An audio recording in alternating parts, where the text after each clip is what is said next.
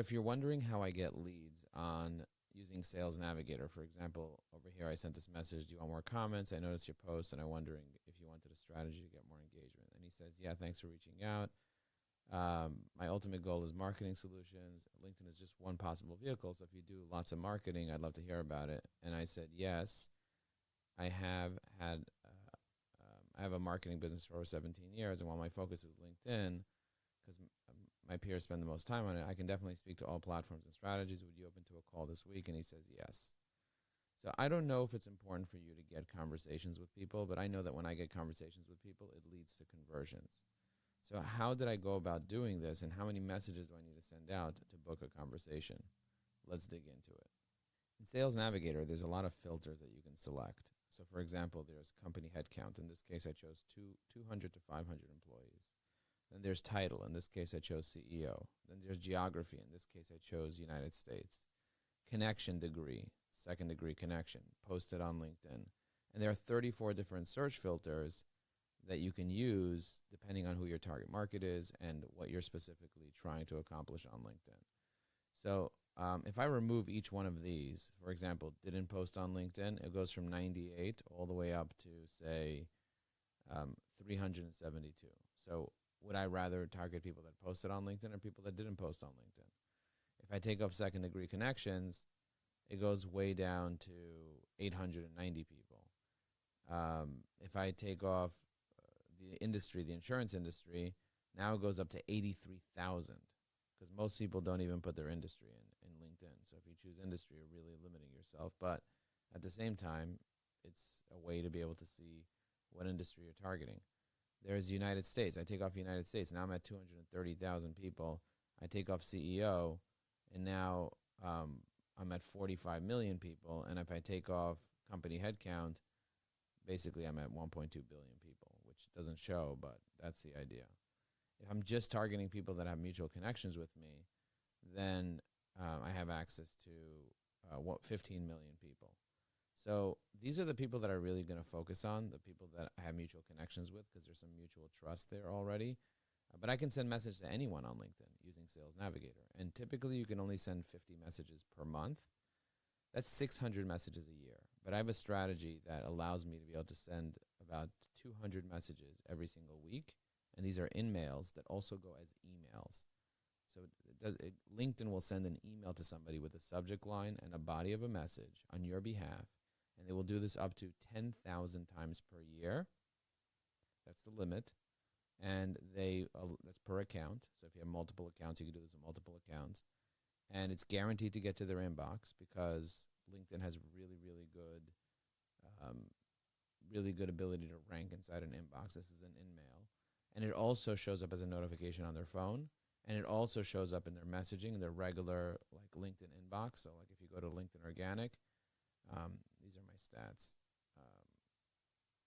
for my posts. But if I go into LinkedIn Organic over here, this is how it will show up. If I click on in-mail, so for example, this guy Justin T, he wants me on his podcast. So he sent me an in-mail here.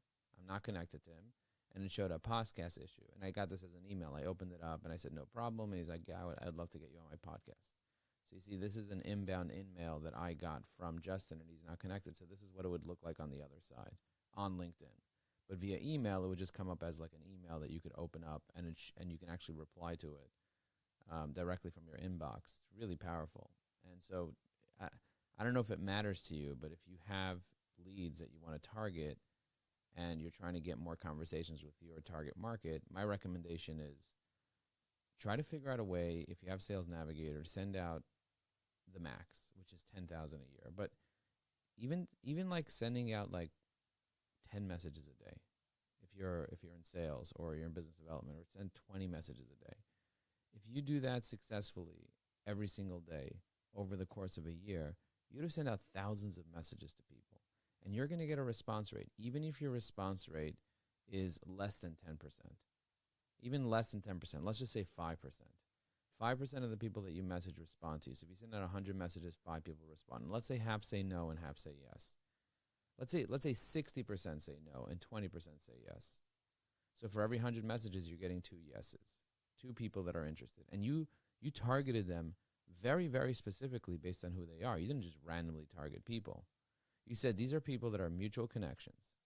They are part of a certain size company. They're not a little tiny company. Let's say they have 200 to 500 employees. So they're not a tiny company. And let's say the job title is, in your case, it might be facilities manager. And now you break it down. You're like, okay, 200 to 500 people, facilities manager. I got 462 facilities managers I could message that are second degree connections. Now you might say, okay, well, I only want them in North America. Okay, you still have 372 in North America that you can target. You're like, well, facilities managers don't use LinkedIn.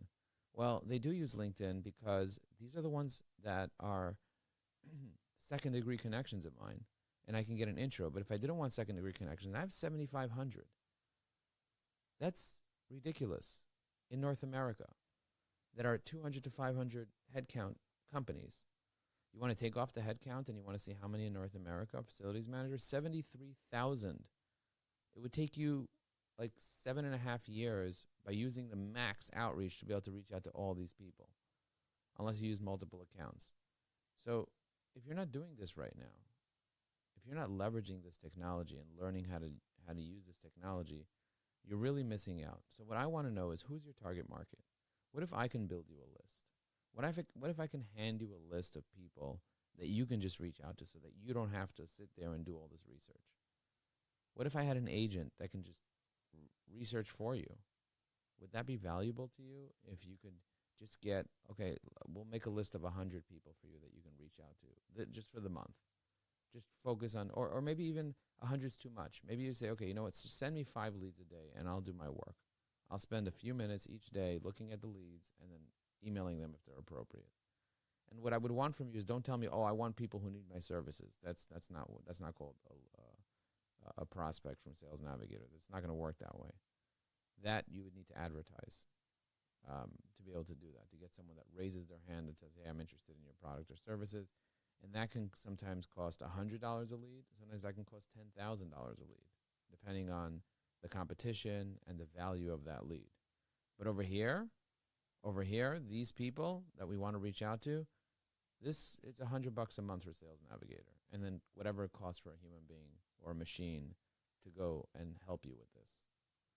So I would recommend, if you want to send out 10,000 messages a year, and let's say it costs you $2 per message, that's $20,000 per year that you're investing in this approach. But then you need someone to do the follow-up and to call the person and to build a relationship with them. So if you sent out, let's just say 10,000 messages and you got a 10% response rate, that's 1,000 people replying. That's crazy. I don't expect you to get a 10% response rate, but even if you got 500 people to reply over the course of the year, and 60% of them said, absolutely not, I'm not interested in talking to you, but 200 people said they are, how would that change your business if 200 people raise their hand? You still have to follow up with those 200 people. How would it change your business if 200 people raised their hand and said, I want to do business with you. I'm interested in learning more, based on the message that you send them. And you were able to get on 200 more calls a year as a result of doing this activity. Would that change your business if you can do that? Now, I get people that basically say, I sent this guy this message at 4 a.m. And he responded at 9 a.m. And he said, great, thank you. Based on what I'm seeing, I'm getting more engagement than you. So I did a little bit of an analysis on his profile, and I said, thank you for sharing. And then I said, here's a post. And I looked, and I saw he never got 5,000 likes on a post. And here's a post that I showed him. If I want to go viral, I can go viral. Here, I got 5,000 likes on this post, 200 comments and 400 reposts.